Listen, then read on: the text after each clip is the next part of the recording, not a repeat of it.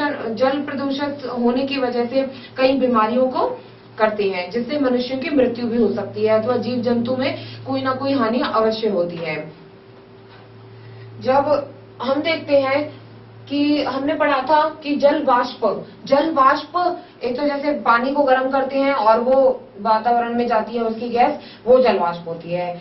और वाष्पोत्सर्जन की क्रिया के द्वारा भी जो है पानी का उत्सर्जन होता है। हम देखते हैं कि बहुत सारे जैसे समुद्र है, उनका पानी सूखता है जब बहुत तेज प्रकाश पड़ता है, तब पृथ्वी गर्म होती है, पृथ्वी का तापमान ज्यादा होता है, तो पृथ्वी से जैसे ये समुद्र है, समुद्र से जल वाष्प की क्रिया के द्वारा जब वातावरण में जाता है, पृथ्वी का तापमान जब गर्म होता है तो सूर्य के प्रकाश के द्वारा वाष्पोत्सर्जन की क्रिया के द्वारा जल जो है जल वाष्प के रूप में उड़कर वातावरण में जाता है, जल वाष्प के रूप में। ये जैसे कोई भी समुद्र है,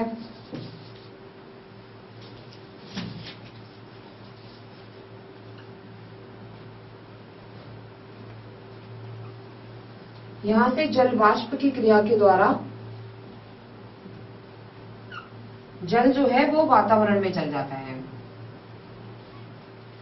ये जल वाष्प जल की छोटी छोटी बूंदों के रूप में होते हैं, जो कि संघनित होकर बादल बनाते हैं।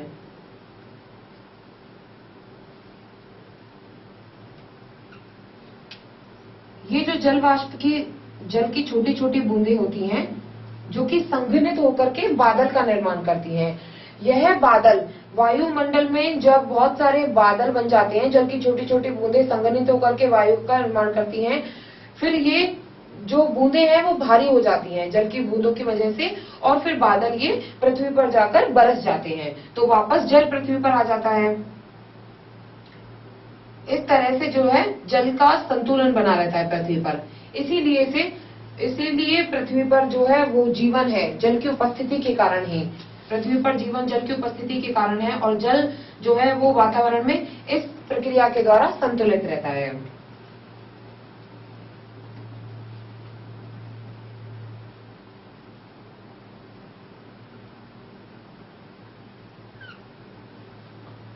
इस तरह से हो जाता है। यहाँ पर क्या हो रहा है, बादल में जल की बूंदों का संघनन हो रहा है।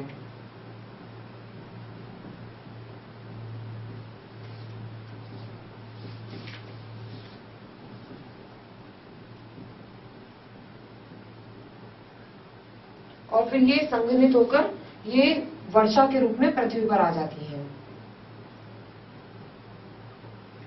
इस तरह से जो है वो जल का संतुलन पृथ्वी पर बना रहता है, और इस जल की वजह से ही पृथ्वी पर जीवन संभव होता है।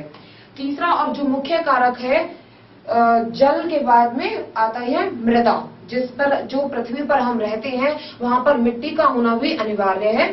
मृदा का निर्माण किस तरीके से होता है, और मृदा में भी जैसे जिस प्रकार से जल में कुछ तत्व पाए जाने के कारण ही जल प्रदूषित हो जाता है, वायु प्रदूषण हो जाता है, उसी प्रकार से मृदा प्रदूषण भी होता है। तो उसके बारे में हम पढ़ेंगे।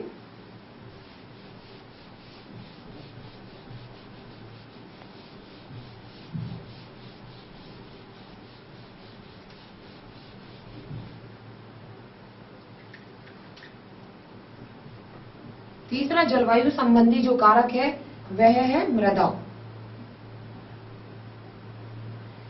मृदा यानी मिट्टी। मिट्टी हम देखते हैं चारों तरफ पाई जाती है, रेतीले कणों के रूप में होती है, कुछ काली मिट्टी होती है, कई जैसे हमने देखा होगा लाल मिट्टी पाई जाती है कई जगह पे, कई पे चिकनी मिट्टी होती है, बलुई मिट्टी बोलते हैं। जैसे सबसे अधिक जो उपजाऊ मिट्टी होती है वह दोमट मिट्टी होती है, जिसमें कि पेड़ पौधे जो है वो अच्छी तरह से लग सकते हैं, उपजाऊ होती है वह। मृदा का निर्माण किस तरीके से होता है? मृदा जो है वह एक अपक्षयकारी पदार्थ है। मतलब जब चट्टानों का और पहाड़ जो होते हैं उनका विखंडन जब होता है तब मृदा का निर्माण होता है।